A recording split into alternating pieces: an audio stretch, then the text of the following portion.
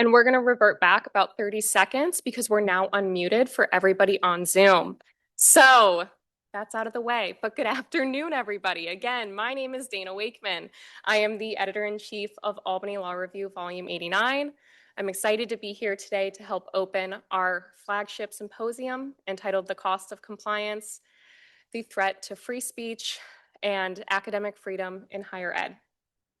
Putting on this symposium would simply not have been possible without the work of our executive editor for Symposium, Ambreen Aslam.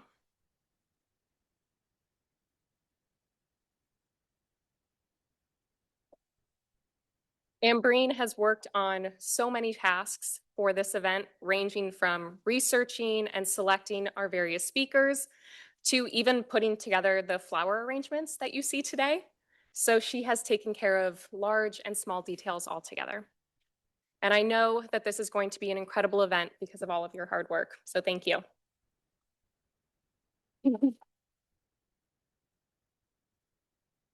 Additionally, thank you to all of our ALR members who are here today and helping us make sure that this event goes smoothly.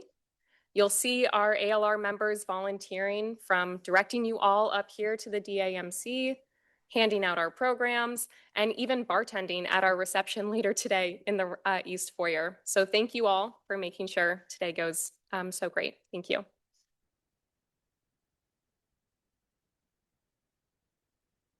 Thank you also to our faculty advisor, Professor Bonventuri, for always being here to provide so much support. It is very appreciated. We always get to talk through any sort of challenges, and you offer all different types of suggestions, and we just really appreciate it. So thank you.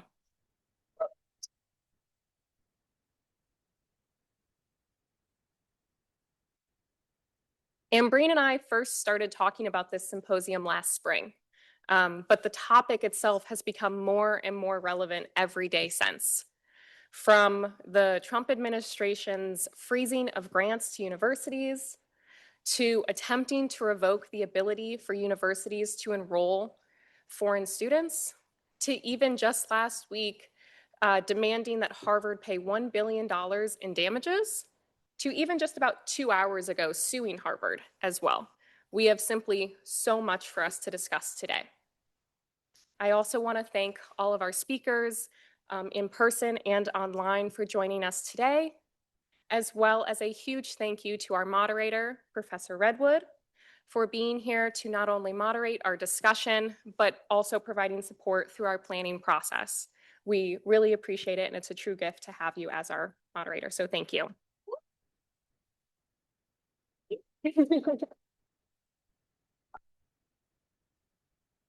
And finally, I get the honor to introduce our Albany Law School's president and dean, Dean Carlarn, who not only is going to help us open our event today, but again, was also instrumental throughout our planning process. So thank you again.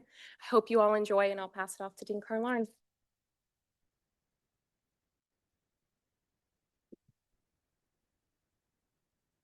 Thank you, Dana. Good afternoon, everyone, and welcome to Albany Law School first. It's a pleasure to see so many folks here today. I see faculty, I see students, alumni, and also, of course, our guests. And it's really wonderful to welcome you here for the Albany Law Review Symposium, always one of the most pivotal events of the year. So once again, today, the Albany Law Review has brought together an extraordinary group of scholars and teachers to engage with issues that really sit at the heart of the rule of law, of governance, and public life, and really democracy as we see it.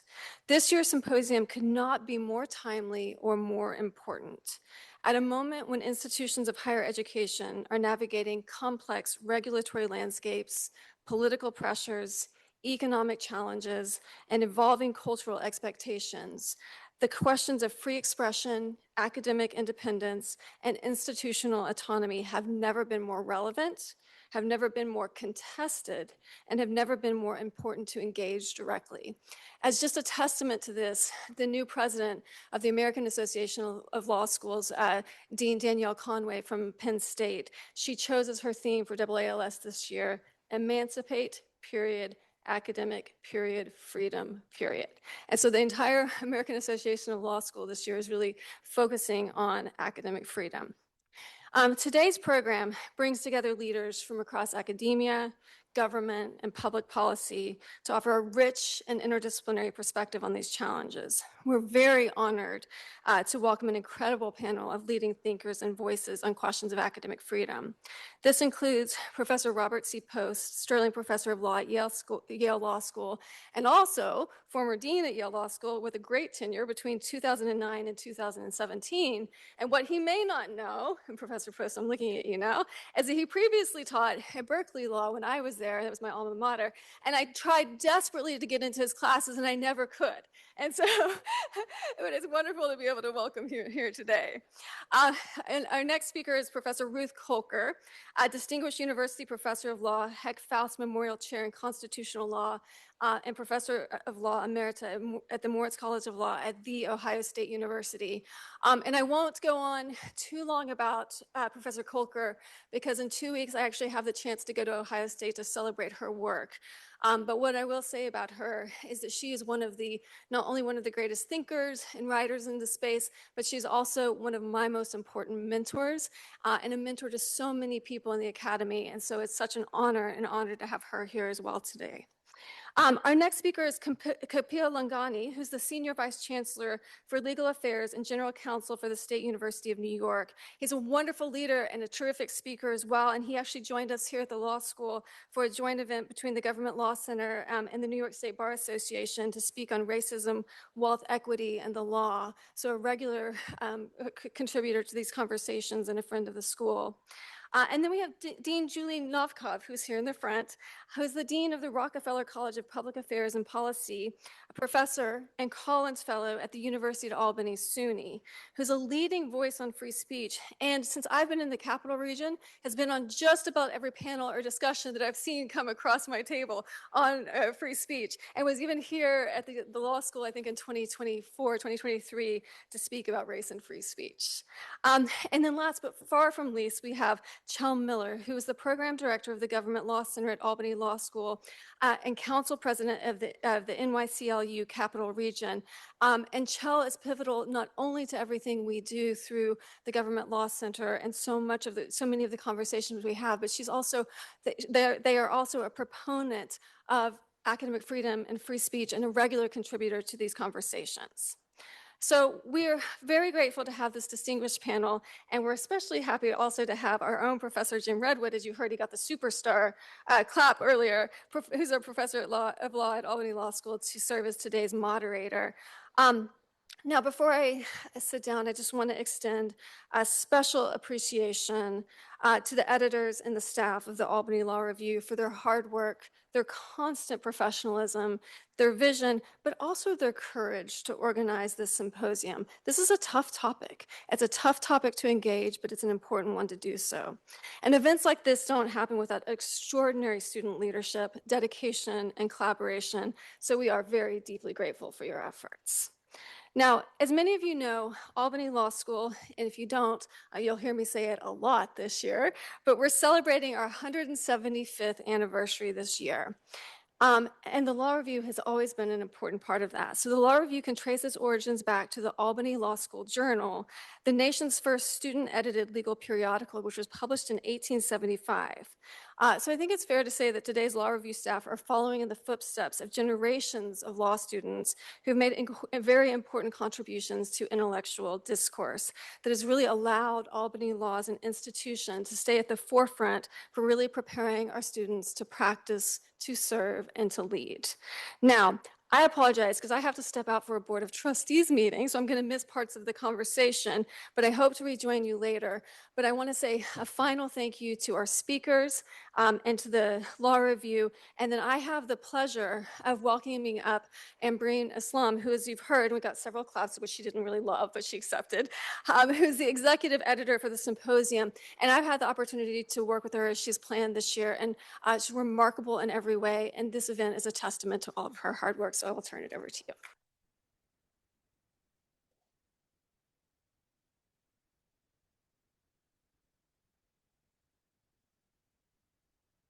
Thank you, Dean Carlarn, for your very kind introduction. Good afternoon, everyone. Thank you all so much for being here. My name is Ambreen Aslam, and I am the executive editor for Symposium for Albany Law Review, Volume 89. Planning this event would not have been possible without the help of so many people who are listed on the back of your program.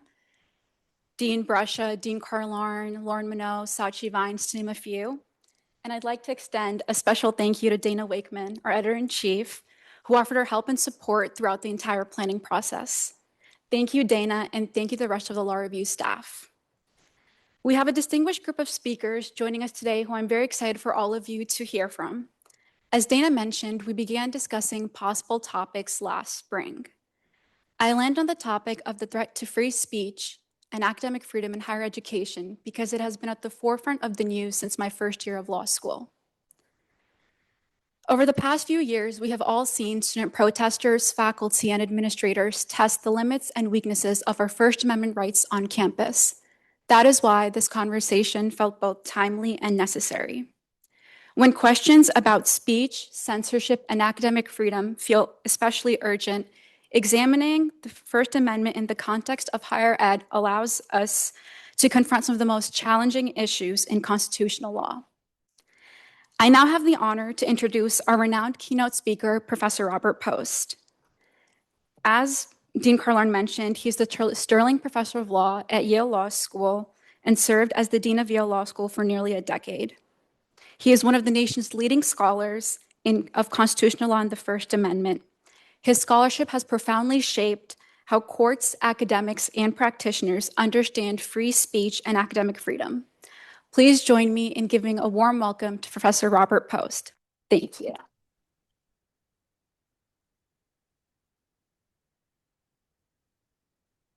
Thank you, Ambreen, and thank you, Albany Law Review. It's a great pleasure and it's a great honor to be talking with you today on this subject. So I'm going to be talking not about the free speech side, but the academic freedom side. I've been in the academic freedom business for a long time, since at least the 1990s. I was general counsel to the American Association of University Professors. I was on Committee A for many, many years. Committee A is the committee of AAUP, which adjudicates violations of academic freedom for 20, 25 years. And I would say in all that time, and also looking back historically, academic freedom is the most imperiled now that I have ever seen it in my lifetime, or that I can think about it being imperiled really since the 1940s. And that's a very serious statement. And to understand why that's true, we need to go back into history and we need to see what academic freedom actually means and how it was invented in the United States. So let's go back about 100 years to 200 years to the 1820s, 1840s, about that time. And if we look at higher education in the United States at that point, it consisted mainly of a series of colleges. And the function of those colleges was to instruct elite young men, these were mostly all young men, in the arts of being a cultivated gentleman. They were instructed in ethics and theology, in the classics. They learned all the knowledge that they had to have to participate as a competent member of an American elite class. That's what higher education was. And that persisted until the Civil War. After the Civil War, American academics like William James, you might have heard of him, from Harvard, began to travel to Germany. And there they encountered a very different kind of higher education. We call it the Humboldtian University. Universities in Germany and in Switzerland were dedicated not to reproducing cultural knowledge for elite gentlemen, but rather for expanding the boundaries of expertise. The Germans called it Wissenschaft, science, but they meant by science not merely chemistry, but systematic knowledge in all areas, from economics to literature to theology to science. And the function of the German university was to expand the boundaries of knowledge, to learn more. And this very much excited American academics, and they brought it back to the United States And slowly, American institutions of higher education began to take that as a goal. We take that for granted. If you look at the mission statement of almost any university today in the United States, it will include within it the idea of expanding the realm of knowledge, increasing and disseminating knowledge. But that was not true in the late 19th century. The first American university to adopt that as a mission was Johns Hopkins, which was came into being in the 1870s, and which specifically and very self-consciously adopted the German model of a university that would expand knowledge. And so universities began to hire faculty who are like faculty today, experts in particular areas, in particular disciplines like economics or sociology or literature or physics or biology or chemistry. These experts were hired in order to make new knowledge. And that was a new phenomenon in American society.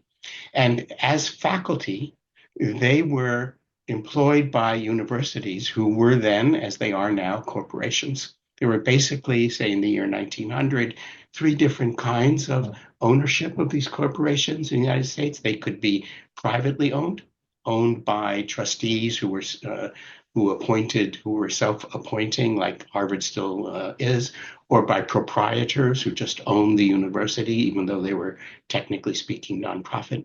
There was a second kind of university, which were public, owned by the state itself. And there was a third kind of university called parochial, which were owned by a church. And in each of these three forms of universities, the status of the faculty were employees. And employees at the United States served at the pleasure of an employer. They were what we still call at will, which means they could be fired for any reason or for no reason. So the status of faculty was extremely tenuous. And yet what the faculty were doing was creating forms of knowledge which competed with the received traditional forms of knowledge, which were held by those who controlled the corporations that were universities. So to give you a sample of how this might work out, there was a famous case in 1900 at Stanford University. So Stanford, you might think of it as Stanford University, was actually created by Leland Stanford, who was a railroad magnate. So he took his money and he created a university, which he owned. And by 1900, he had died. So the university was owned by his widow, Jane Stanford, who was known as the Dowager Empress of Palo Alto. And on that faculty was a sociologist named Edward Ross. Edward Ross believed that there should be a silver standard, not a gold standard, for monetary policy in the United States. And he also believed that American railroads should be built by American union labor and not by imported cheap Chinese labor. And both of these propositions were quite in tension with what the Stanfords believed, because they had built their fortune on a gold standard, on importing cheap Chinese labor to build the railroads. And so Mrs. Leland Stanford wrote the president of Stanford University, David Starr Jordan, and said, I don't want a man with those views teaching in my university, because she owned the university. And Edward Ross was an employee. He served at the will of those who owned the university. And so David Starr Jordan fired him. And he left Stanford, caused a huge ruckus in American higher education circles. Many people quit Stanford because of that. Arthur Lovejoy, Edward Seligman, famous economist, Arthur Lovejoy, famous philosopher. But the point that we should take away from this is that Ross was speaking from the new discipline of economics, and that was in tension with what Leland Stanford thought that she knew.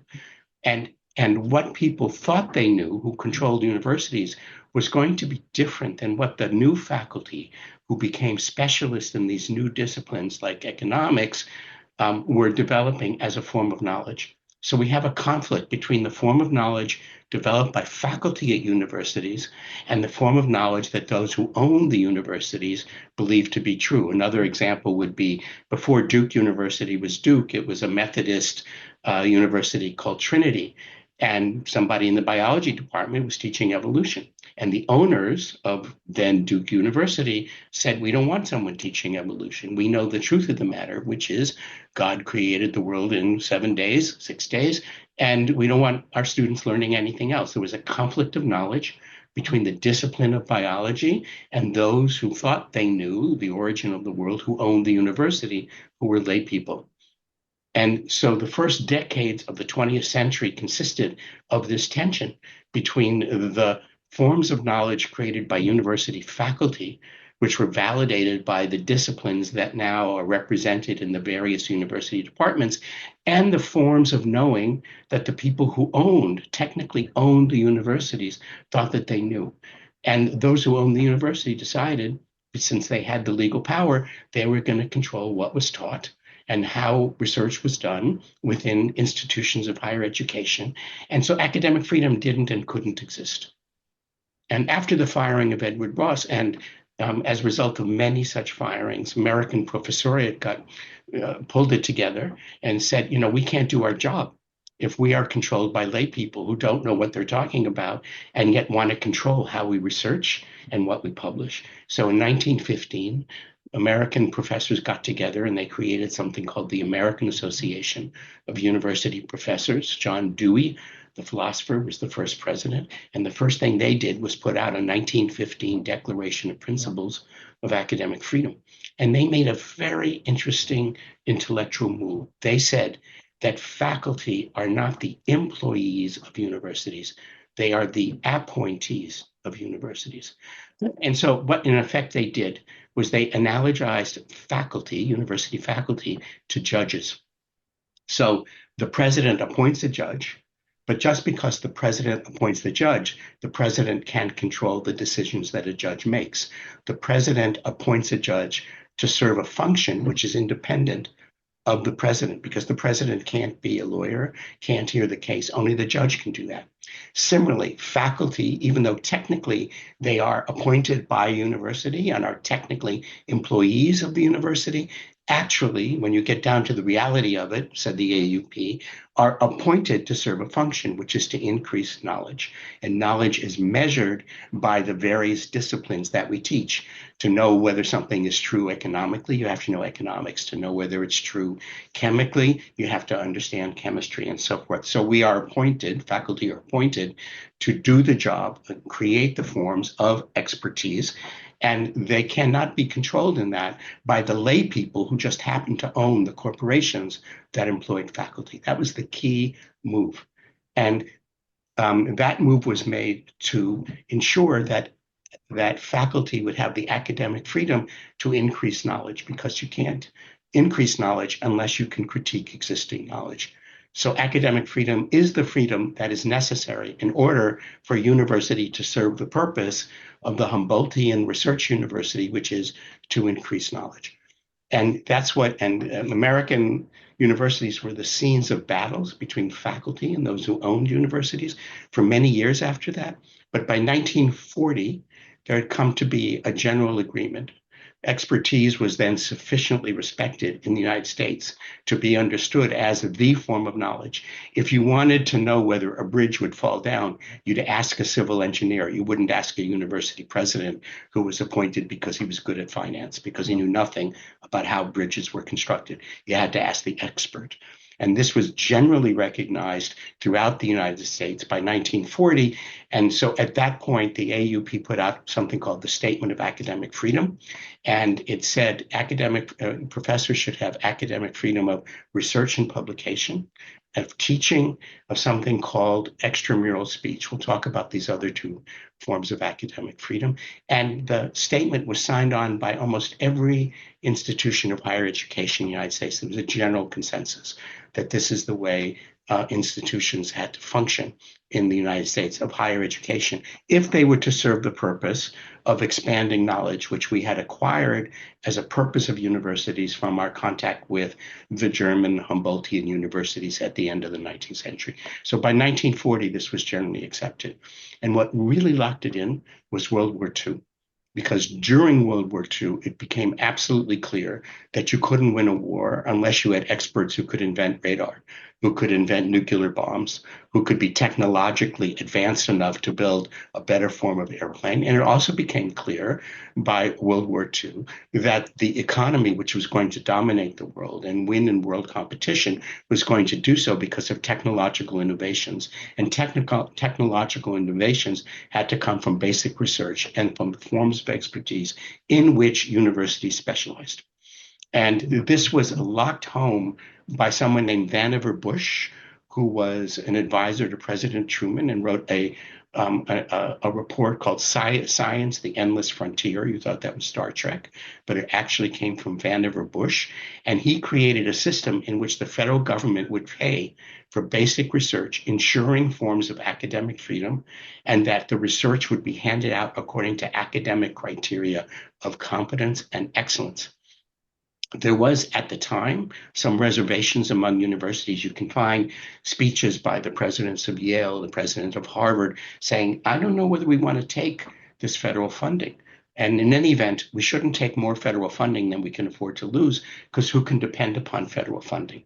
But these doubts were kind of washed away by the end of the 1970s, when major research dollars switched from the physical sciences to the biological sciences. By the 1970s, universities became the major sites for research for increases in understanding how the human body worked, how life worked, how medicines were developed. Medical schools became the financial centers for the research universities by the 1970s. And much of that money, a huge proportion of that money, came out of the federal government. So as a result, universities, major research universities, became dependent upon the federal government for research funding. But by that time, doubts about the dependability of that relationship were dissolved, because everyone benefited. The federal government gave money, which in turn created economic growth. It created military dominance. It made the United States the dominant country in the world for the production of knowledge. And this was all in part dependent on federal dollars, and academic freedom was a win-win. So if you think about this, if you draw back from that story I was just telling you, you can see that academic freedom is a freedom that depends upon a trade-off between universities and society. Society gives universities the freedom to research, and in return, society gets from universities the new knowledge that allows the society to flourish. That's the basic thought behind that.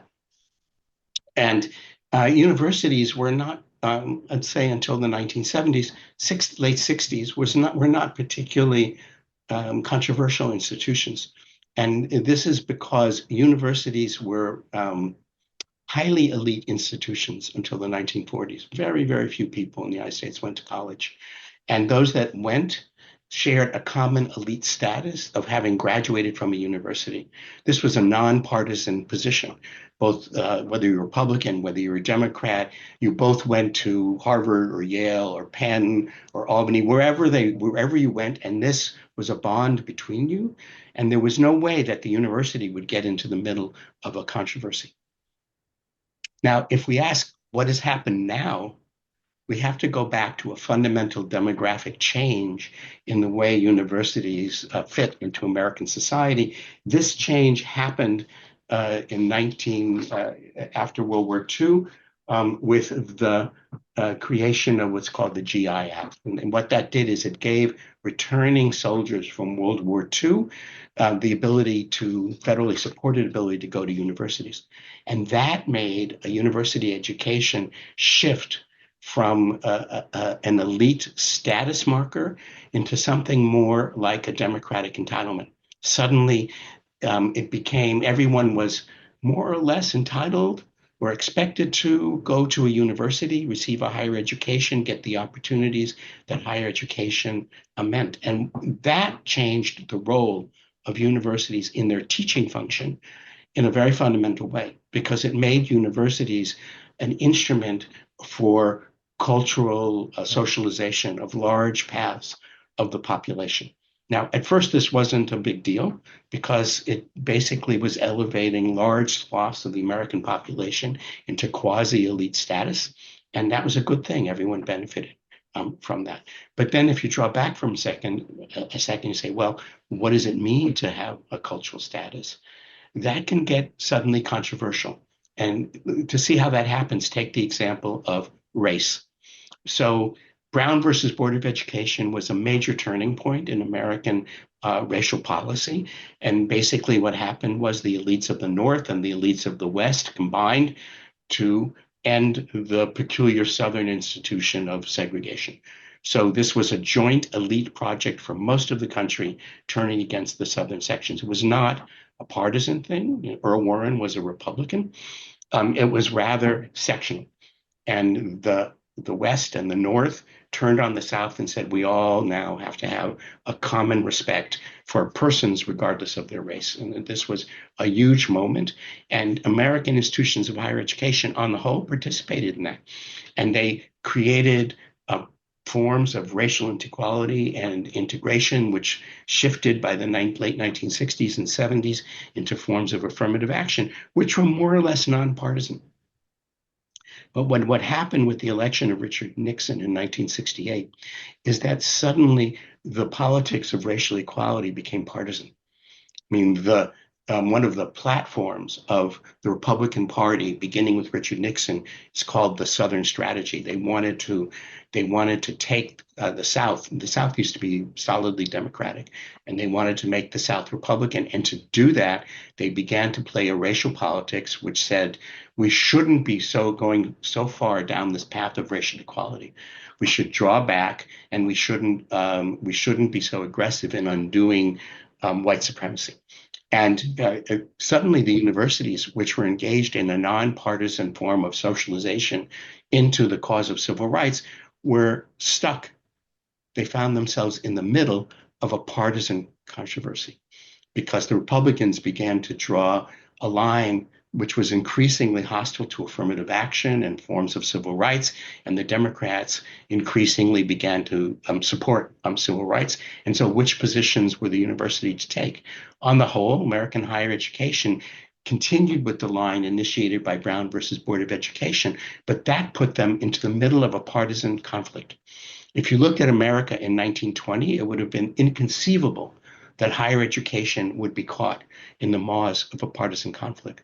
But by 1980, American higher education began to be in the middle of the kind of culture wars that race exemplified, gender exemplified, that many different aspects of these culture wars. And suddenly, American higher education is in a much more vulnerable position because it can be attacked as a matter of partisanship.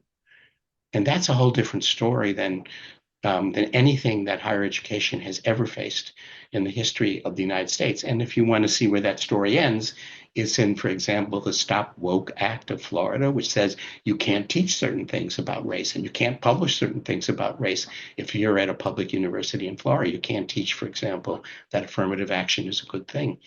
Now, this is a deliberate and a radical attack on the academic freedom of those people who teach at Florida public universities. And Florida is not the only state that does this. Alabama does this. Indiana has a form of this. Texas has a form of this. Tennessee. And so what we're seeing is that the attacks on academic freedom are coming from the fact that American universities are now in the middle of a partisan controversy. And why is academic freedom attacked? Because if you're in the middle of a partisan controversy, it matters to you more that you win the controversy than that you get the knowledge. Partisan controversies are notorious for being short-sighted, short temporal duration. So we give up the long-term advantages of increasing knowledge. We no longer care about expertise. What we care about is partisan advantage.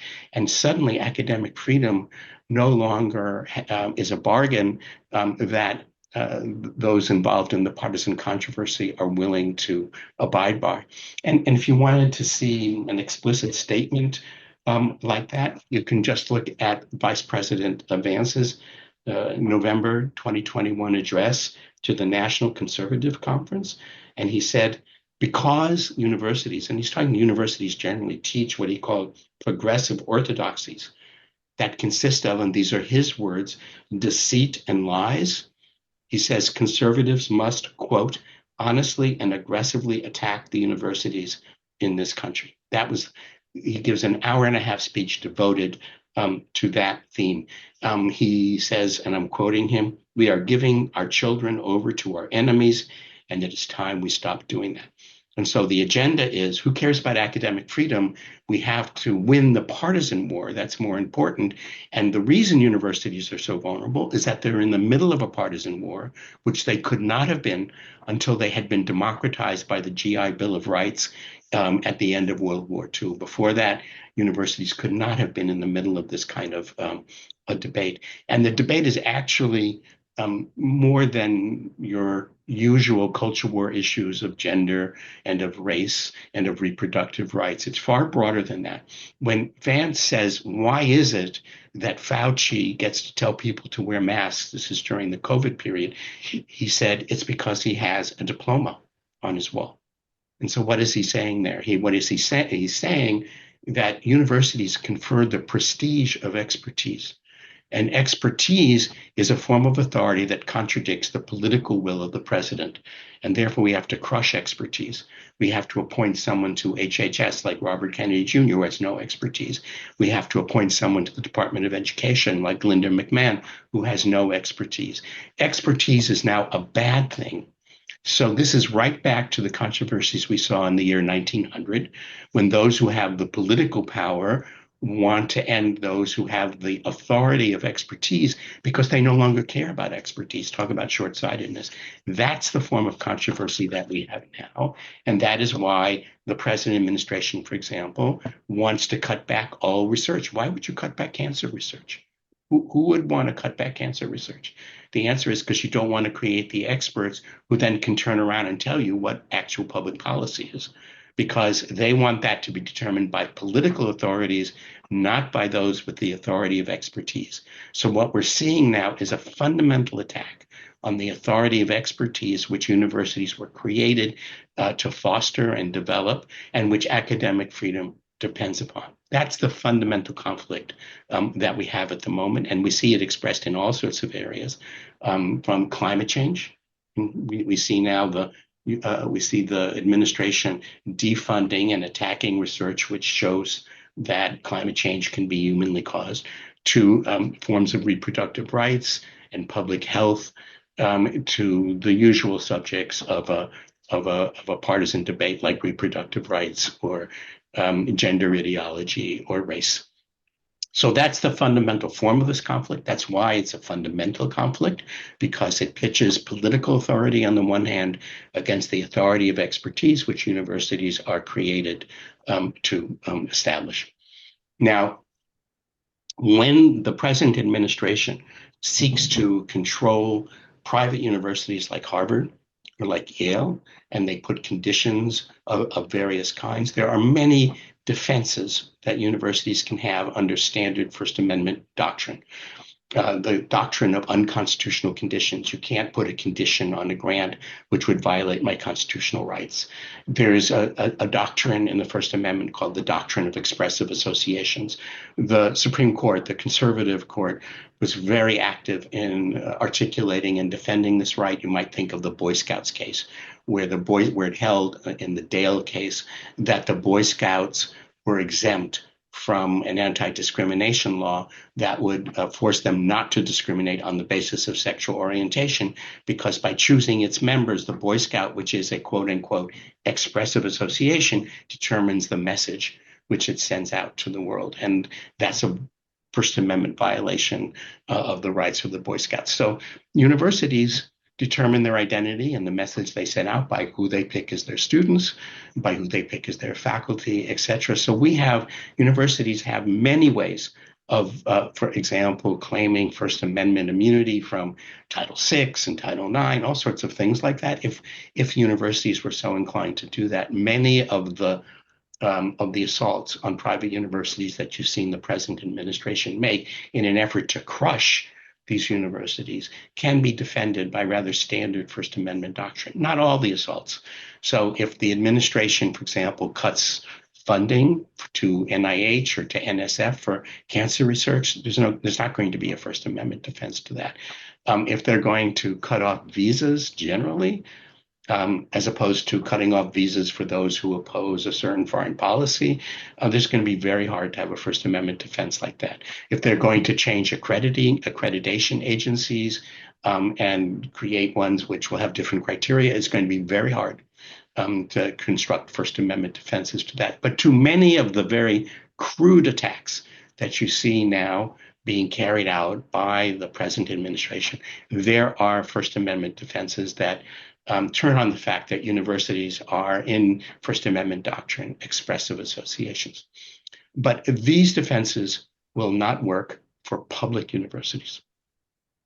And here we have to get into the difference between academic freedom and freedom of speech. People often talk about, as the title of this conference talks about, freedom of speech and academic freedom as similar, but actually they're quite different. They have totally different structures.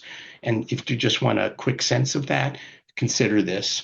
Freedom of speech means many things, but there are three rules which are kind of basic to free speech. One is you can't discriminate on the basis of viewpoint. Second is all ideas are equal for purposes of the First Amendment. There's no such thing as a false idea. And the third is you can't compel speech. Within universities that have academic freedom, that abide by academic freedom, all three of these rules are violated. So no content discrimination.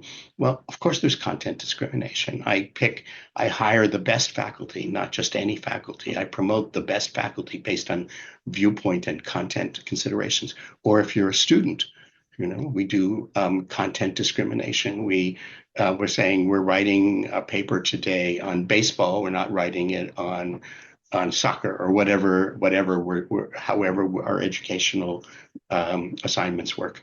All ideas are not equal. In the marketplace of ideas, the whole point is all ideas are equal and they have to win or lose in the marketplace. That's not the way university works. All ideas are not equal. The whole point of a university is to teach students how to discriminate better from worse ideas. And the whole point is to create knowledge, which is those forms of ideas on which we're warranted to rely. So when I'm hiring, when I'm promoting, when I'm giving grants, I don't consider all ideas equal among faculty and among students. All ideas aren't equal. We call that grades because we teach you how to have better rather than worse ideas. And in First Amendment doctrine, freedom of speech, you can't compel speech. That's considered a great no-no. Think of Barnett versus West Virginia Board of Education. You can't be forced to salute the flag or whatever. But in a university, we compel speech all the time. For faculty, we call that publish or perish. And for students, we call that assignments or homework. Right? We force you to talk. So the structure of freedom of speech, which is created so that everyone can, as a matter of democratic equality, participate equally in the formation of public opinion, is quite different than the structure of freedom created by academic freedom, which is created so that in the first instance, we can make new knowledge, but it has to be knowledge. So in the academic freedom world, we both judge and we have freedom, as opposed to just having freedom. And in teaching, the same thing. And you can see this very clearly if we think about the assaults on academic freedom in the context of public universities. So standard First Amendment doctrine, standard freedom of speech doctrine says, if you're a government employee and you're speaking in your role as an employee, you have no First Amendment rights at all. That's a case called Garcetti. If you're speaking as a citizen, you have rights which we balance against the state's need to regulate your ability to speak in First Amendment terms. But if you're speaking as an employee, no First Amendment rights. That's the standard rule. Now, think of a faculty member. Faculty member publishes speaking in class, teaching. They're speaking as an employee. No First Amendment rights at all. So if all that were at stake with the First Amendment, I'd have no rights. Or if I'm publishing, I'm generally publishing in my role as a faculty member. I'm publishing so that I can get advanced and promoted from associate to full professor, or I can be made chairman of the department or whatever. My publications are part of my role as a faculty member. So I would have no First Amendment rights at all. And yet I have academic freedom. So First Amendment rights are not going to help us, particularly in the context of public universities. When we see the assault on public universities, we see in states like Indiana, Standard freedom of speech doctrine is not going to help us. We're going to need a different construction, call it academic freedom. Now, when we're talking about academic freedom, those are words which the Supreme Court has used very frequently. It has said academic freedom is essential in the United States, but it's fair to say that anybody who has studied this will tell you that we have no idea what the content of academic freedom as a distinct constitutional right is. The academic freedom that I told you about from the 1940 AUP statement exists because it's incorporated into the contracts of university professors. So when you're a professor, you're hired. The terms of your employment are typically given by a university personnel manual. In the manual, it says you have academic freedom, and that academic freedom is defined by the terms of the AAUP 1940 statement. So it's a contractual freedom, set of freedoms that you have. If Yale tries to do something to me, I can sue them under contract. And that's the normal way academic freedom is protected in this country. What we're seeing now is unique because it's coming from the government. It's coming from the states, state governments, and it's coming from the federal government. And they are overriding contractual academic freedom. So the kind of academic freedom that developed in 1940 and that has sustained American higher education is now more or less powerless against the actions of the state. The only thing that can check the actions of the state, which are anti-academic freedom, is a constitutional concept of academic freedom. And yet, as I just said, nobody knows what that is. The court has referred to it, but it has no teeth. It's toothless. So the question is, how should we conceive academic freedom as a constitutional concept? And I'll conclude to try to give you some broad structural sense of what that might mean. So the first thing to say about that is that we protect freedom of speech so that, in the words of Justice Jackson in Barnett, in this country, authority will be answerable to public opinion, not public opinion to authority. We want the state to be responsive to us. That's the meaning of being a republic, meaning of being a democracy, and freedom of speech is normally viewed as guarding democracy because it ensures that the state will be responsive to us, the population, because we can speak, make our wishes known, and the state is structured so that it will be responsive to public opinion, what we have to say. And so the structure of free speech is such that it always keeps public opinion formation open-ended because we are constantly deciding what we want. And we may decide one thing at time T1 and another thing at time T2, or by time T2, different people have different opinions, etc. New people come into the country, etc. New people die. So the way public opinion is conceptualized in the First Amendment, it's a stream. And it's like the stream of Heraclitus. You can never dip your foot in twice in the same place because it's always moving, it's always mobile, it's never fixed. That's the kind of public opinion, for example, that Brandeis theorized in his Whitney concurrence, and it's the way First Amendment doctrine is structured. So we now are talking to each other, and together through our representative institutions, say Congress, we decide to do something. We reach a decision. And the decision we decide to make is, I don't know, let's say we're going to create a Social Security Administration. How do we do that? If we want to create a Social Security Administration, we have to, in the modern world, create an organization that hands out Social Security checks.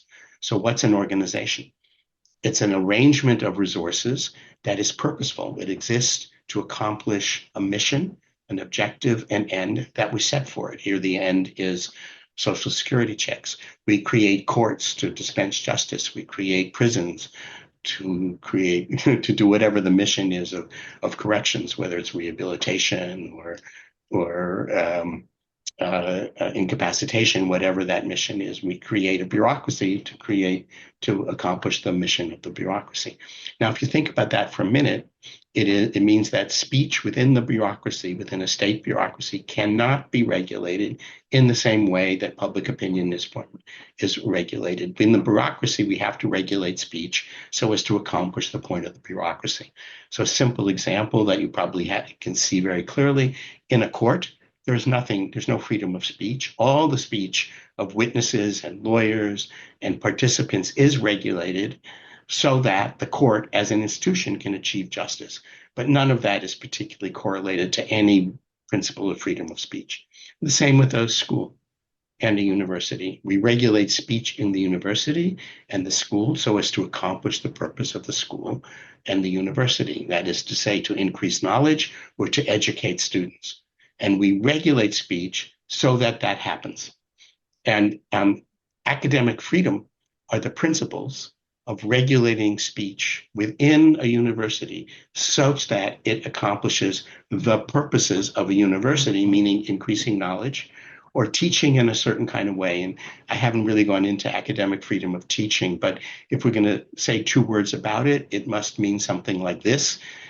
If we speak about education of students in higher education, it's not about merely distributing knowledge or information. If that was all it was, you could substitute a computer for me. It would be much more accurate and give you all the information you needed.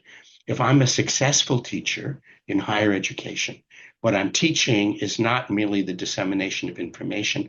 I'm teaching you as a student how to think for yourself. And that means I have to model for you how to think for yourself. And I have to inspire you to want to think for yourself like you see me thinking for yourself. It's a very complicated psychological relationship. So I need freedom of teaching in order to instill in my students the virtue of mature and independent thinking. So academic freedom are the freedoms necessary in the classroom for me to do that. And and they are the freedoms in my research and publication for me to be able to expand new knowledge.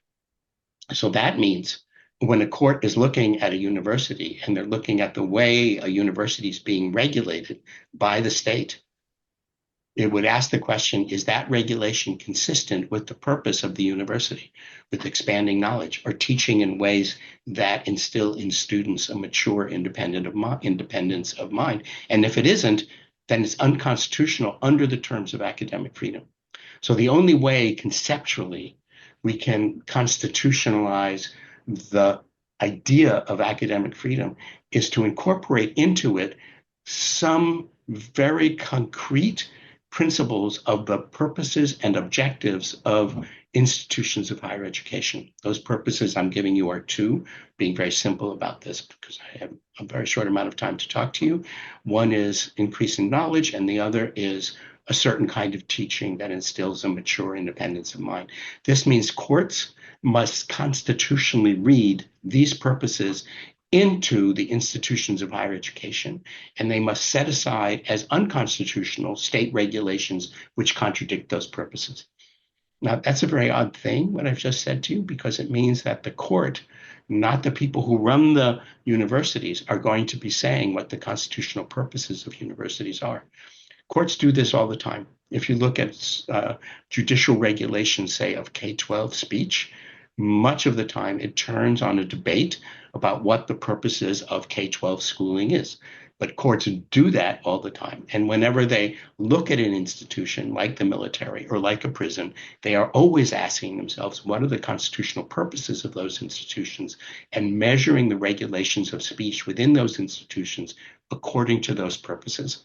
And the same thing happens to happen in higher education. And that's the only way in which we can give constitutionally useful form to the concept of academic freedom, which the court has thrown around, but never really sharply defined or used in a way that would be capable now of putting a check on what you see the state governments like Florida or Ohio or Alabama doing to institutions of higher education, much less the federal government. So I'll stop there. That's the parameters of the problem that we're facing.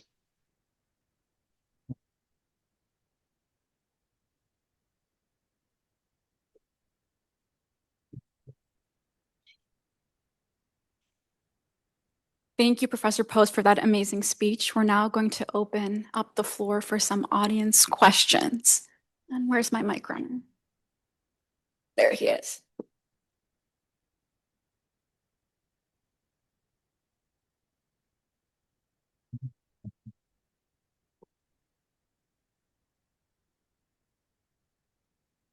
Thanks, Nick.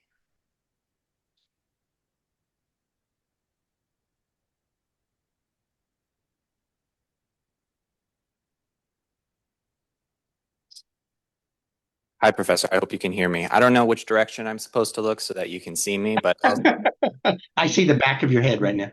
oh, hi, how are you? So I want to give you credit because you didn't use the word unprecedented, and I had an idea in my head of how this question would start off with, the notion that the word unprecedented is a bit overused in our discourse nowadays.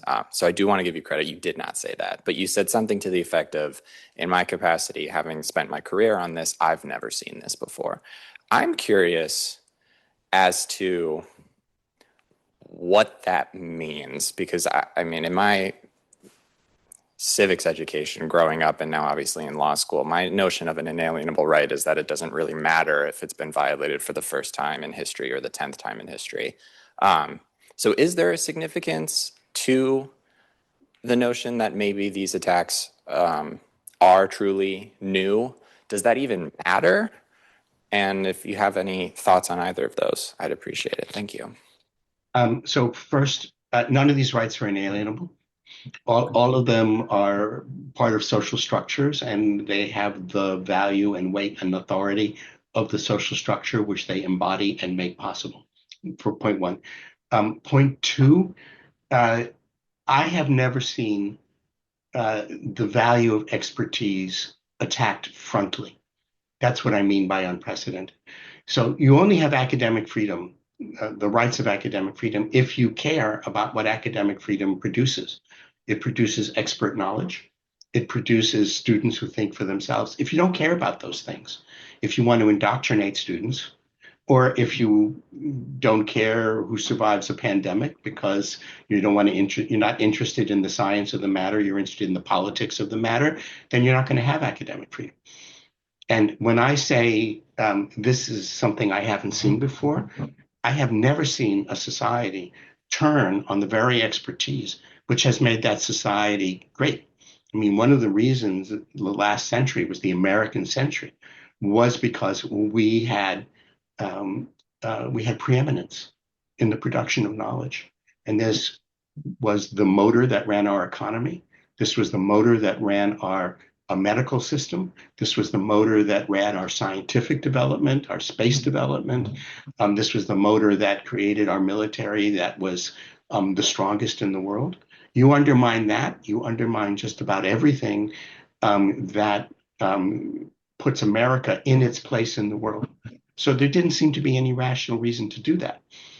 And now, for whatever reason, it's not for whatever reason. It's now because expertise is itself the object of partisan disagreement, expertise gets devalued. And that means once you devalue expertise, you cannot have academic freedom because there's no reason for it. And that's, I may not use the word unprecedented, but that's what's new. And that's what's terrifying.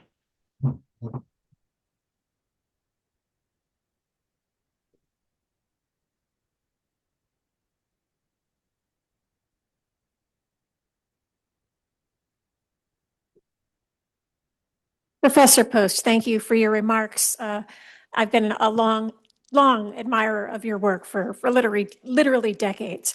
So I appreciate everything. Too many you've said decades, to I'm us sure. Today. My question is that if we look at what you've laid out about the rise of academic expertise, it of course coincides with the New Deal civil rights order rise of the American administrative state. And we're seeing the attacks on the administrative state proceeding with the same ferocity as the attacks on academic expertise.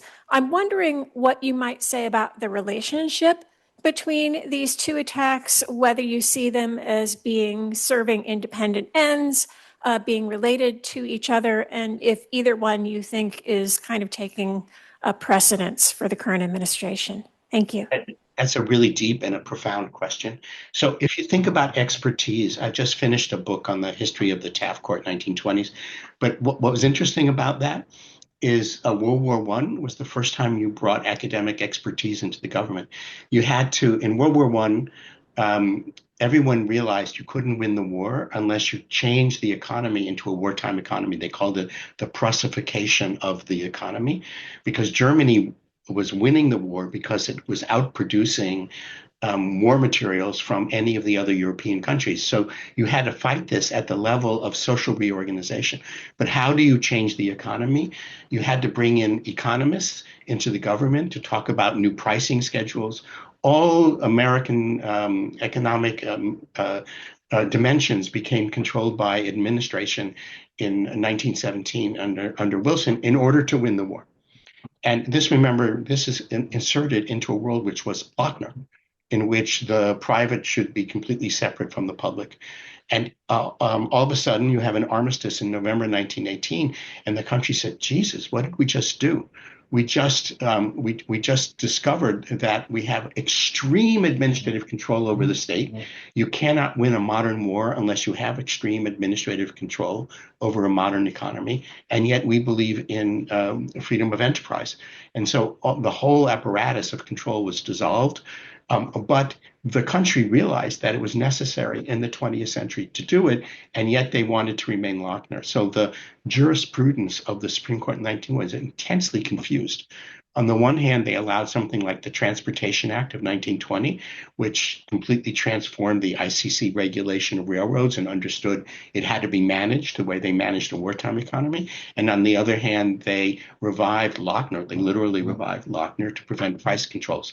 So there was incredible ambivalence toward administration in the 1920s. It was perceived as both necessary to survive in the world of the 20th century and yet profoundly resisted under notions of freedom.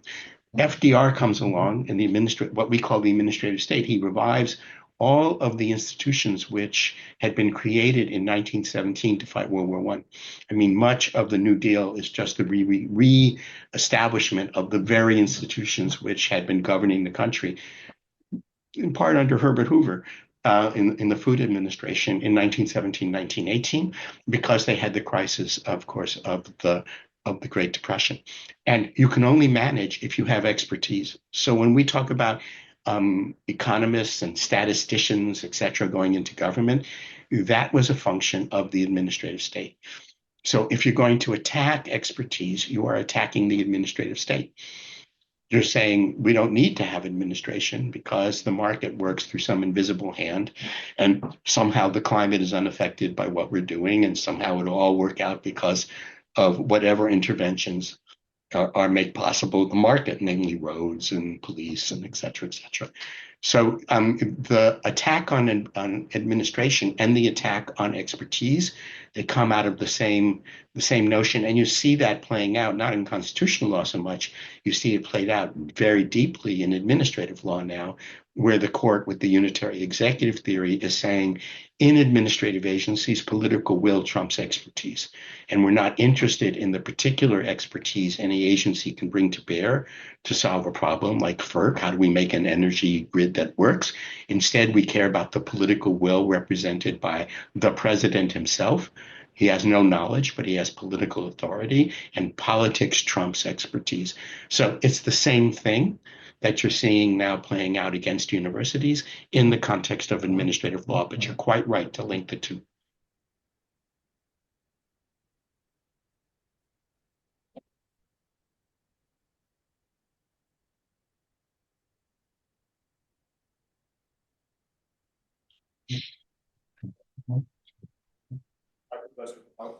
Sorry, one sec. There we go. Oh, okay. Hi, Gotcha. Professor Post. Thank you for taking my question. So, in regards to how institutions of higher education react, when should universities attempt to remain neutral when the government, for example, exerts coercive pressure, such as like cutting funding or something like that to restrict certain speech, or should they, be more active in terms of trying to preserve their own autonomy? Well, there's this whole movement now, which your question may be gesturing toward, called institutional neutrality. And this goes back to a 1967 report at the University of Chicago called the Calvin Report. Harry Calvin was a great First Amendment scholar. And the SDS at the time, the Students for Democratic Society, were pressuring Chicago to disinvest from South Africa. and Chicago did not want to disinvest. So the president appointed a blue ribbon committee, really excellent committee, that came out with a report that says we should maintain institutional neutrality. We shouldn't speak about things except when they concern our mission. And so we don't make a statement in our investment in South Africa because that doesn't concern our mission. And that report was controlled University of Chicago, but it more or less remained dead, I think, until like 2017, 2014, I forget the exact date, when the Goldwater Institute picked it up and had a report saying all universities should have institutional neutrality. And now this has been after the Gaza war, when administrations realized that there was no safe position between, on the one hand, supporting Israel, on the other hand, supporting condemning Israel. They liked institutional neutrality. Many institutions have now picked up the Calvin report and have adopted policies which are more or less like the Calvin report. That's the background, I think, of your question. And I think the short response to it is even the Calvin report said that a university could never be neutral. It would make no sense for a university to be neutral about its own mission. It's logical. It's a logical contradiction to say that a university is neutral about its own mission, because whatever its mission is, it has to serve it, it has to advance it, and it has to make it successful. So these admonitions of silence and of institutional neutrality may make sense insofar as we're talking about statements that are irrelevant to or not connected with the mission of a university. But insofar, and your question presupposed interventions which were directly connected to, insofar as they impact the mission of a university, you can't be neutral. Now, so the idea of silence and of neutrality is not a principled notion when the mission of a university is at stake, point one. Point two, should you speak or not speak? That's a question of practicality. That's a question of effectiveness. The issue is, what is the most effective response to a threat? And sometimes the most effective response is shut up. And sometimes the most effective response is band together and fight back. And you can't know that in the abstract. That's a question of practical politics and a set of practical circumstances. And one has to make what Max Weber would call decisions based on the ethics of responsibility. Your responsibility is to succeed. And whatever will best do that is what you should do. And you can't make abstract pronouncements about that. They're not categorical.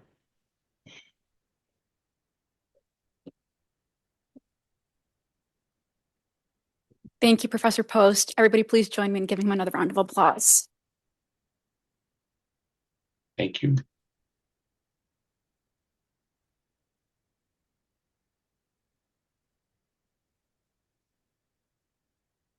We're now going to take a brief break and we'll reconvene at 2:20 for our panel.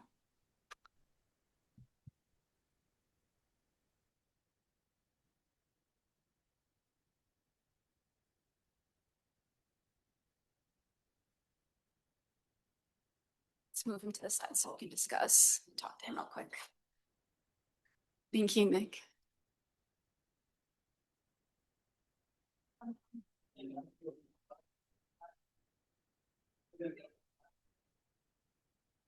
Is there a way to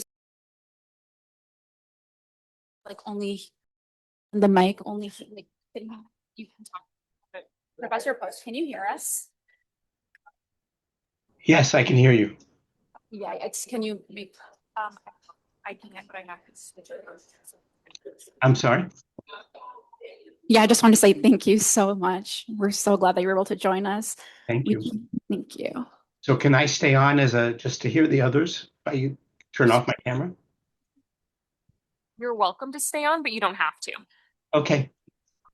Thank you. Thank you so much. Thank you. Replace right?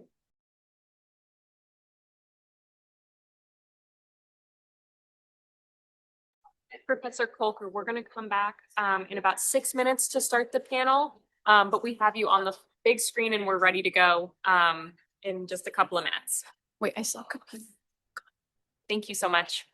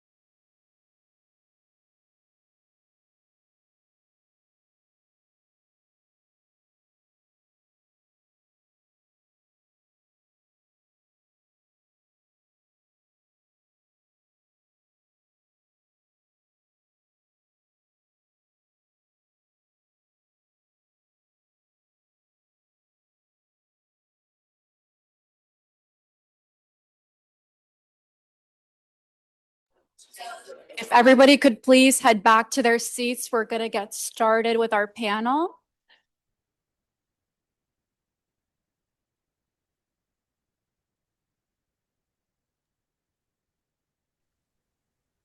So I would briefly like to introduce our moderator for the day, Professor James Redwood. Professor Redwood is best described as Albany Law's very own con law scholar. He has been teaching at Albany Law School for over 30 years and has taught courses such as First Amendment and Law and Literature. Before joining Albany Law School in 1989, he served as a staff attorney with the Enforcement Division of the SEC. Thank you, Professor Redwood, for being our guide this evening. I'll let you take it away.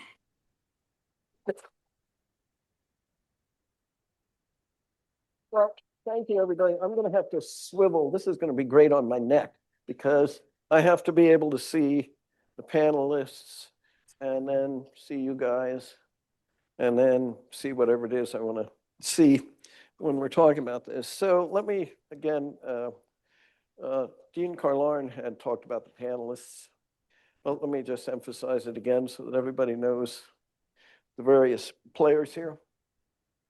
We have Dean Julie Novkov, who is Dean of the Rockefeller College of Public Affairs and Policy, Collins Fellow, Professor of Political Science, Women's Gender and Sexuality Studies at the University of Albany, SUNY. Her research and teaching interests address law, history, U.S. political development, and subordinated identity. She's the author of several books and co-edited volumes. She served as a co-editor of the American Political Science Review from 2020 through 2024 and is now a co-editor of the Landmark Law Cases and American Society series at the University Press of Kansas. And then we have Mr., or I would like to call you Chancellor, if that's okay, Kapel Longani. British. I don't want to get you in trouble with your boss.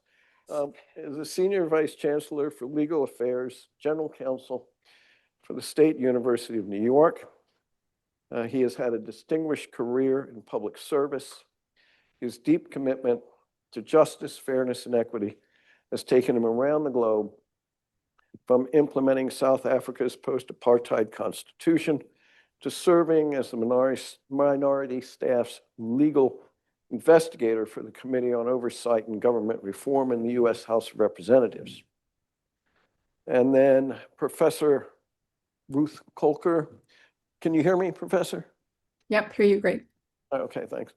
Is a distinguished university professor at the Heck Faust Memorial Chair in Constitutional Law at Ohio State University, one of the country's preeminent scholars in constitutional law and disability discrimination.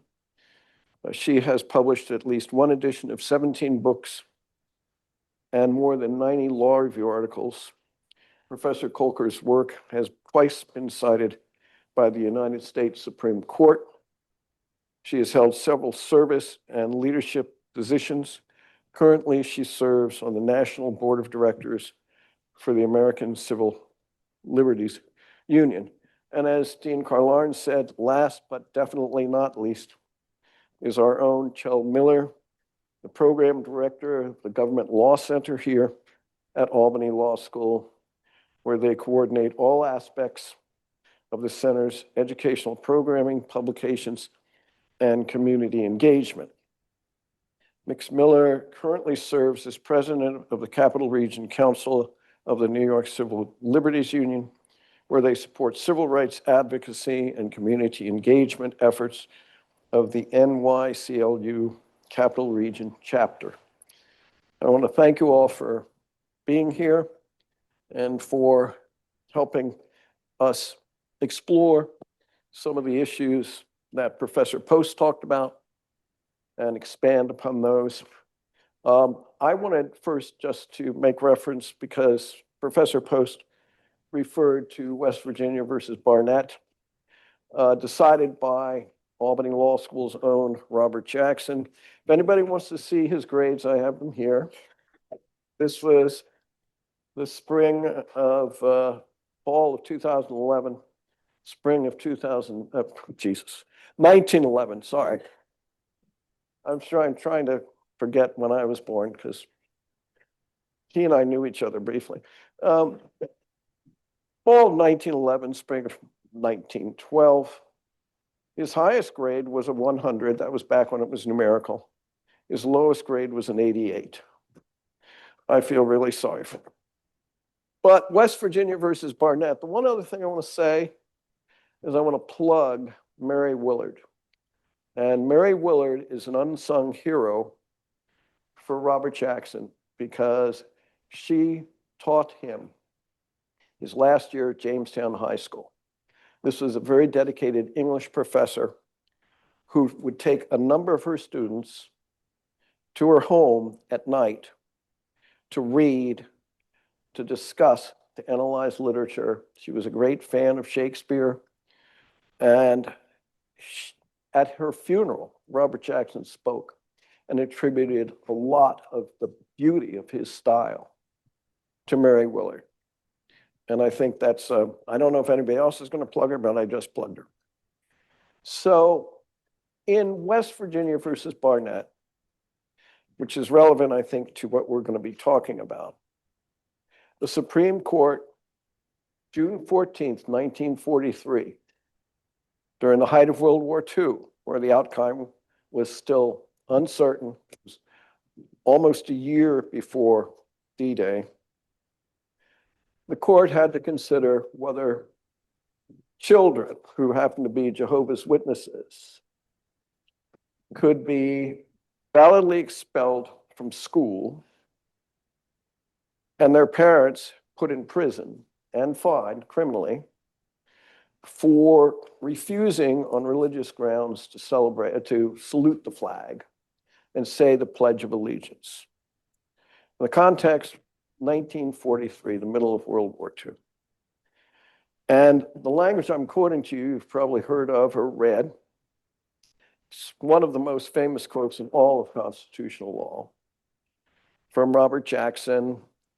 I actually think from Mary Willard, who had already passed away, but standing over the shoulder of Robert Jackson as he wrote, "If there is any fixed star in our constitutional constellation, it is that no official, high or petty, can prescribe what shall be orthodox in politics, nationalism, religion, or other matters of opinion, or force citizens to confess by word or act their faith therein. We think the action of the local authorities in compelling the flag salute and pledge transcends constitutional limitations on their power and invades the sphere of intellect and spirit, which is the purpose of the First Amendment to our Constitution to reserve from all official control." And Professor Post drew a very fine distinction between academic freedom and the First Amendment, but there are overlaps, certainly, in terms of freedom of speech. And so I thought what I would do is to throw out some questions to the audience or to the panel, and then later on we'll have questions from the audience. In terms of what Ambreen had and what Dean Carlarn had told us was really, and Professor Post, this compelling time that we're in, this very, very challenging, difficult time that we're in, involving academic freedom. And then I like Dean Novkoff's question about the sort of the evisceration of expertise in the administrative state, as well as in academic institutions. And so I just wanted to start by having a couple of questions. I think one question I was going to ask that I think I will elide over for now is the definition of academic freedom. I thought we had a good definition from Professor Post. But I'm wondering what the panel thinks. What is, in your opinion, now threatening academic freedom? And what role do you think current government policies play in that? Can we sort of set the parameters of the current threats to academic freedom? Wondering what people think. Just go ahead and speak.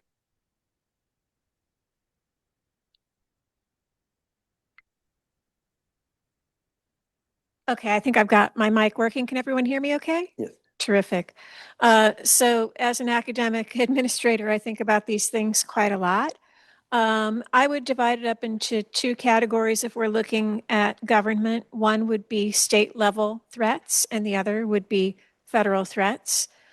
Some of them are the same, some of them are different. On the state level, we're seeing a lot of enthusiasm around the specific embrace of content regulations and restrictions. There was a study performed by an organization at UCLA that characterized what is happening as an unprecedented legislative assault on traditional academic freedom in state universities. And the period of the study actually extended from September 2020 through December 2024. So before the return of the current administration to office. This study identified around 870 anti-critical race theory regulations that had been introduced in 249 local, state, and federal government venues. And as we gather today, there are at least 11 states that are discussing limiting or even eliminating tenure. Some of these initiatives tied to things like scholarly productivity, but others tied to questions of intellectual diversity and basically surveying faculty viewpoints and making career decisions based on viewpoints. We can look at some of the things that have been happening at Texas A&M as a bellwether for what this looks like at its furthest extreme, where you have administrative review of faculty syllabi and the decision to pull faculty from the classroom on the basis of the content of what they're teaching. So that's one layer of what we're seeing. On the federal level, again, we're seeing some efforts to impose content limitations, but they're working out in a somewhat different way. Some of this goes to Professor Post's discussion of expertise, and in particular, looking at ways to cancel federal funding for the research that takes place in American universities, both public and private. My own institution, the University at Albany, lost around $15 million worth of grants. Not all of these involved specific research on what you would think, women, minorities, LGBT folks, but rather things like studying US-based extremist organizations, studying the use of population data and misinformation, and studying real-time weather detection network research. So there's been targeted funding also extended on an ideological basis for projects and institutions that are perceived as being aligned with the policy preferences of the current administration. And there's been the creation of basically non-competitive funding opportunities for institutions that are interested in pursuing research that will presumably come out in a way that supports these policy preferences. With the funding constraints, Congress has continued to fund research. So if you look at the budget, it looks pretty similar to what it has in the past. But the organizations themselves that administer these federal grants, NSF, NIJ, NIH, National Endowment for the Humanities, National Endowment for the Arts, they've all had much of their staff reduced. So they don't necessarily have the capacity to administer these grants, to put out the calls for proposals, to secure peer reviewers, and to do all of the work that actually makes these grants function on the ground. The federal government has also been very interested in reducing the overhead costs that they return to universities, which helps to pay for the infrastructure that is needed to make these grants work, right? You could think about it in a way as the system that we have had up until very recently has enabled the federal government to kind of lease university space and university minds to do research that is basic research that may lead to technological applications in the future. But now they want to really cut down on the money that helps to keep these labs, this infrastructure available for these kinds of projects.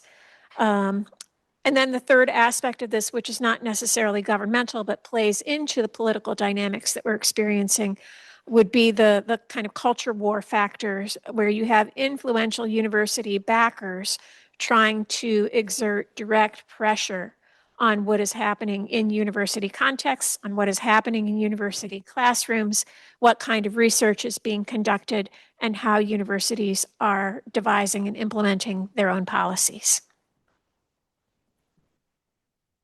Other people?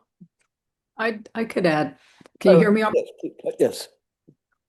I agree with everything that was just said. I wanted to sort of take a different tact, which is in part inspired by some of what Professor Post said. When I think back to the sweep of history and what's happening in the current moment, one way I see this is to think that in the 1960s, 70s, and 80s, one big change we had in academic institutions at universities is that women and racial minorities entered for the first time often, or entered in significant numbers for the first time. When I was in law school, I graduated from law school in 81, about 25% of my class was female, and there was one tenured professor on the Harvard faculty at the time. And things have obviously changed since then, and there were no racial minorities teaching any required courses at Harvard Law School, and I was there. So a lot has happened, over the decades in terms of who is in the university, who are the students, who are the faculty. And so when I understand this current wave of restricting academic freedom, I understand it in the context of them trying to change that, to try to revert to what campuses looked like in the early 1940s, before the GI Bill brought in a few more men who were not the most privileged in our society, but still didn't yet bring in women. And I think that it's really important to connect what's happening with the demise of academic freedom to an attempt to return us to a white male supremacist university setting. And so, when they closed DEI programs, we understand who predominantly held those jobs. When they end women's studies majors, we understand which students and faculty are disproportionately affected. When they get rid of African American studies programs, we understand who is being directly impacted. And so I think it's important for us to recognize both how recently universities became more representative of society as a whole demographically, and then how quickly that can just change virtually overnight. And so one of the things I'm seeing in my own university is at Ohio State is that disproportionately the people who are now leaving and trying to find positions at other universities in more favorable climates for academic freedom, disproportionately they are racial minorities and women. And I think we're going to see that trend in states like mine that have so frontally attacked the academic freedom of universities. And one thing I would just finish with, which I don't think we've yet mentioned, is yes, we have the federal government restricting academic freedom. We have state government restricting academic freedom. We have universities like Ohio State that are eager to over comply with our state statute restricting academic freedom. So you have Texas A&M, you have Ohio State, and other universities that aren't doing the minimum that their state law would require, or the minimum the Trump administration is insisting upon, but they're trying to see whether they can go further than other institutions have gone. And so at Ohio State, I'm looking at a page on our website that's behind a firewall that lists about 20 terms that is not allowed to appear anymore on university websites. And those terms include what you might have expected, but they also include concepts like underrepresented, underprivileged, underserved. We can no longer describe university programs as trying to reach those populations, which is, to me, rather bizarre. So I think that has to be another piece of understanding what's happening in this current political moment. It's the rush to over comply, which I don't think we've sort of yet mentioned that reality. Thanks. I was wondering if I could sort of ask a question, Professor Kolker, and that your remarks brought to mind that wasn't really necessarily directly part of the program, and other people please too. And that is, you were talking about people who are leaving Ohio State. And I know just from personal experience with somebody I've talked to who's teaching at a private university in the South and had an interview at University of North Carolina. They were very seriously thinking of going, and the money aspect was attractive. And he ended up having second thoughts. He was teaching history at Emory. And he had second thoughts because he said the unpredictability factor of being subject to a state legislature and the whims of a state legislature. And I guess all of us could really maybe discuss that. Is that something that has cropped up in that you are seeing? Any of you? Well, I mean, just to answer specifically at Ohio State, I have retired, so this year was the first time I wasn't privy to what was happening with searches for new appointments. But I do know that the 2 junior hires that the faculty was excited about hiring turned down our offer, which would not have been typical. You know, most years you'd be excited to have their first job be at Ohio State. I don't know why they turned down the offer. I never, but that is certainly something that makes people nervous. And I actually decided to not just retire, but to stop teaching because I couldn't comply with the university rules on pronouns. Ohio State University will not permit me to ask students to voluntarily disclose their pronouns on the CD charts. And not being able to do that made me decide I actually couldn't step into the classroom and teach my students. Okay. Other people? Dean Novkoff or Mr. Longani? Well, I mean, to be selfish, right? Working at a not super well-heeled state university, it's wonderful for me as a dean to talk to job candidates and say, I am not going to tell you what to teach. We're bringing you into a university that serves a population that is my majority minority, that is made up of many Pell Grant recipients, many first-generation students, and we're very, very proud of the work we do with those students. And we want you to come in here and give them everything that you can to lift them up.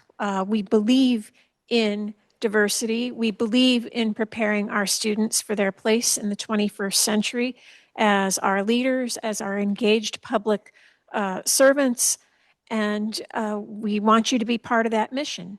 And it can be heartbreaking, really, to read some of the applications of wonderful people who have put years of their lives into trying to help the next generation get ahead, into reaching out to people who have not had access to higher education, who don't come from families with generations of access to higher education, and to find that their institutions have completely turned their backs on that mission, and they want to come to an institution that has not.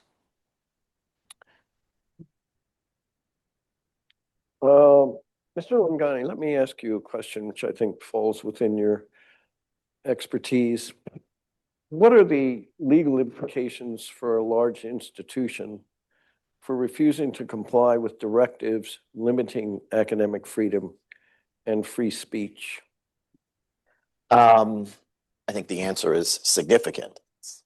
I think we've seen the Columbia University example, I think is a really good example of that. But before I address that specifically, I'll just say a couple of things, because I think I come at this from a different perspective because I'm a practitioner. And so I'm the general counsel for SUNY, right? And 64 schools across the entire state. We've got over 1 million students, virtual, those are seeking micro-credentials, degree-seeking students, et cetera. We've got over 100,000 employees across the state. It's a massive, massive entity. OSU is the Ohio State University, a big school, nothing compared to the size of the State University of New York. When we think about these issues, especially over the last year, I was thinking as you were talking, Dean, when you're thinking about the federal and the state government, what I do is where the rubber really hits the road, right? When you're talking about a researcher, a prominent researcher at one of our schools, whose grant is at stake. And they have to make a decision, and the institution has to make a decision on whether to change the terms of those grants to comply with the requirements of the new administration or forego the entire grant. The whole issue, there isn't a panel there, it's not theory anymore, it's real practice, and it has business ramifications for schools. If one school says, no, we're not going to change the terms of this grant, consistent with our mission, I think Professor Post was talking about that, and the researcher says, well, to heck with that, I'm going to North Carolina or I'm going to Harvard or whatever, you have now lost a major talent who is now going to tell people that, you know, as we recruit new faculty members, that this university isn't going to allow you to do your research. And that has real effects on our students. It has real effect on faculty morale. These are really difficult situations. It's not theory. We're not sitting there citing to the Supreme Court in these conversations.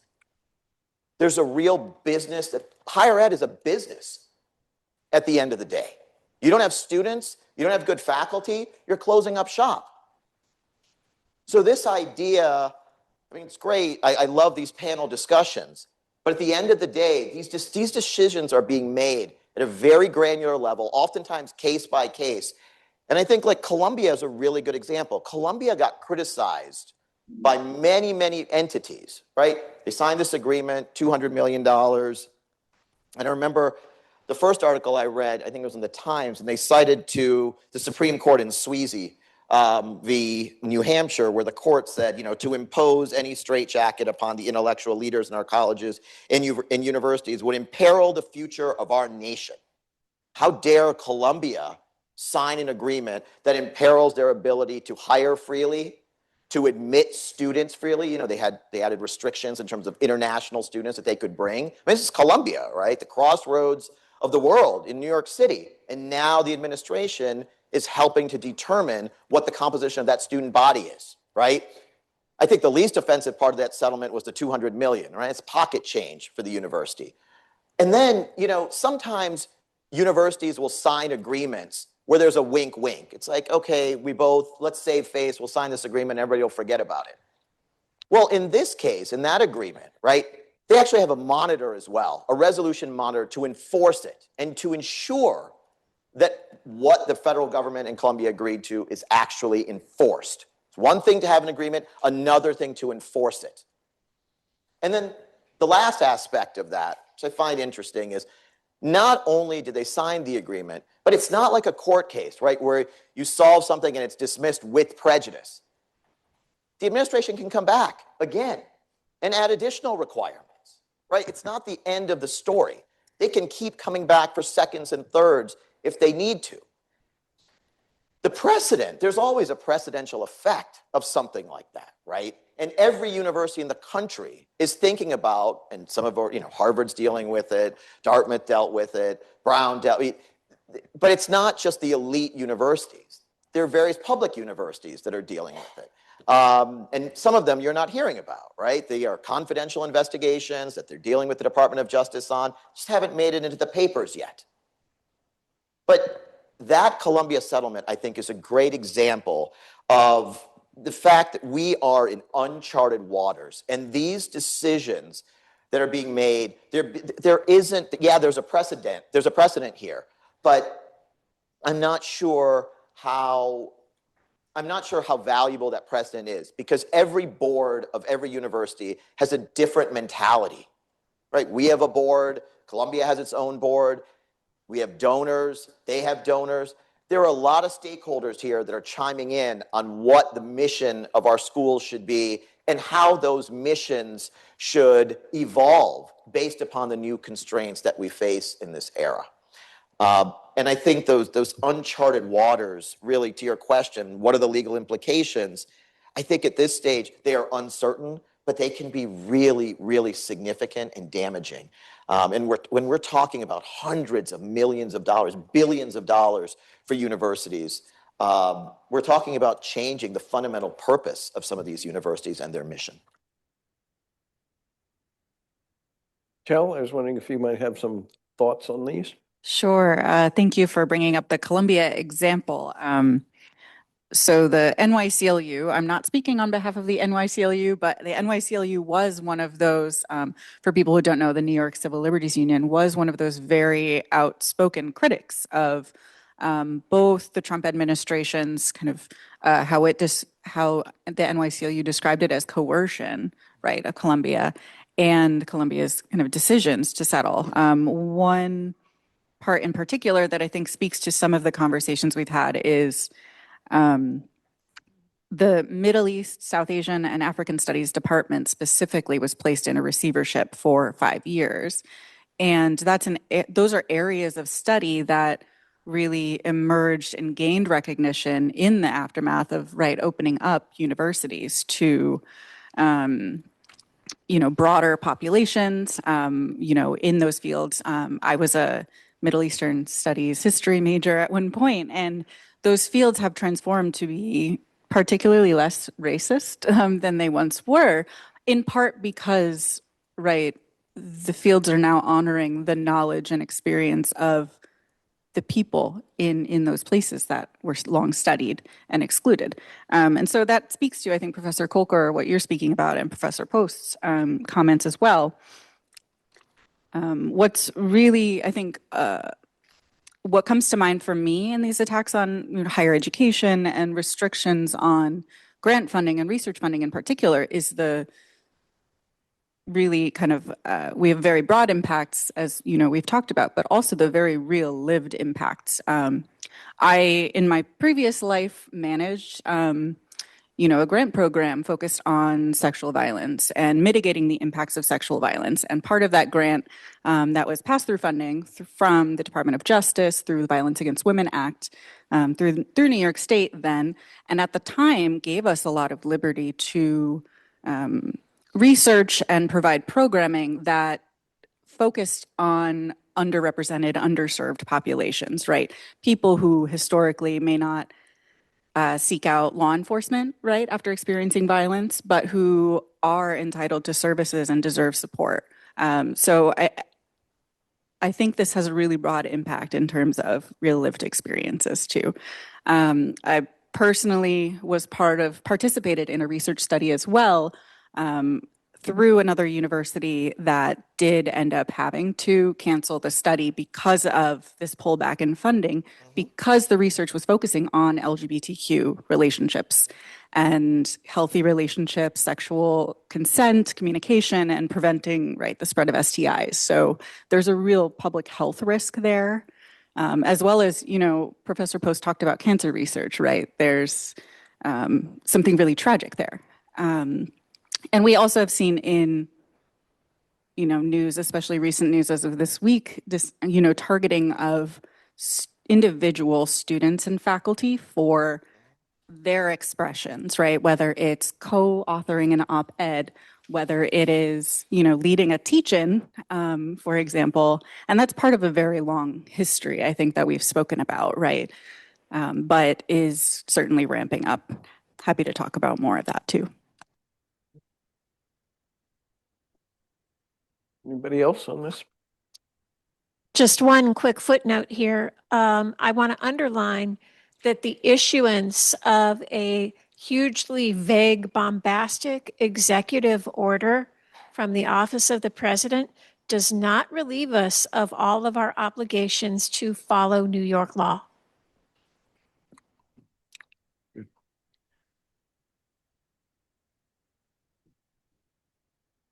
I wanted to ask a question because I know Professor Kolker, you were wanted to address this.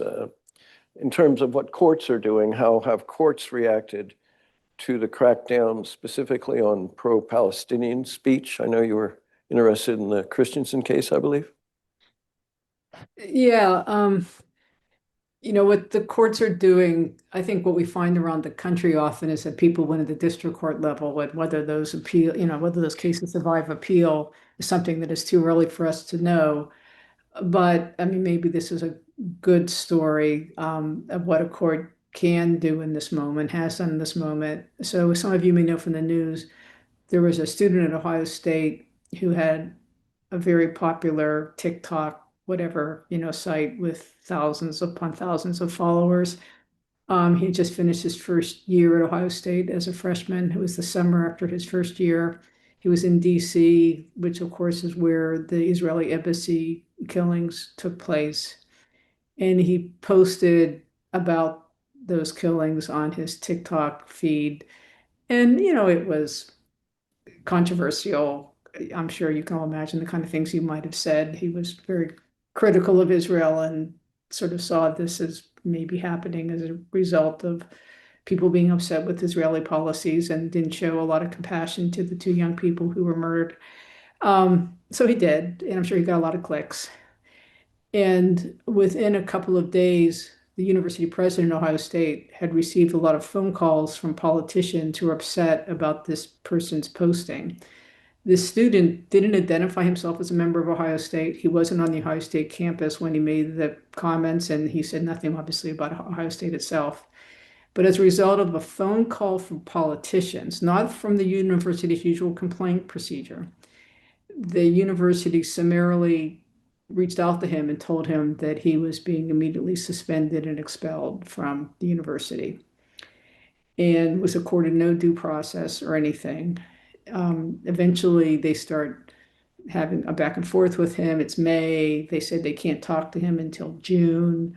But meantime, he's been expelled. And the only way he can re-enter the university is to explain how he would change his conduct, which is obviously doesn't make any sense because he had a free speech right to post on TikTok whenever he pleased, so long as he wasn't promoting violence against discrete members of the Ohio State community. But they said he was a public safety threat. So they accorded him no due process, and they made up this public safety threat argument. And the Ohio ACLU brought a case on his behalf in federal district court. And fairly quickly, the federal district court judge ruled in his favor in issuing a preliminary injunction, and found in his favor on both the due process and the substantive First Amendment grounds. The student has decided to leave Ohio State University, and he's attending university elsewhere now. I don't know where that is. And I don't know if Ohio State plans to appeal the case. One little funny footnote for me is that we don't have a regular member of the Ohio State faculty teaching the First Amendment. Instead, we use as adjuncts university counsel, who were the ones that litigated this case and lost. So I wonder what they're teaching in the classroom about First Amendment rights to students. Hopefully they're going to teach that this judge reached a result consistent with both Sixth Circuit and United States Supreme Court precedent. So, this student isn't the only student in the country who's been adversely affected by postings. I think some of you have seen articles about students who made comments about Charlie Kirk's passing, and obviously faculty and staff have as well. And as I think some people have been adversely impacted by those statements they've made on websites. And from the extent that I've been able to follow it, I think that most of those faculty, staff, and students are prevailing in challenging their immediate suspension, expulsion, whatever it might have been. I think the Ohio State case is a little unique in the complete failure to follow any kind of procedural due process. But that's where I used to work. What can I say? I'm happily retired. I'm wondering about another thing that just came to mind in terms of some of the ramifications for universities and the talent drain that you had talked about. I know that during the Thatcher administration in England, that Margaret Thatcher started attacking the universities there, including Oxford.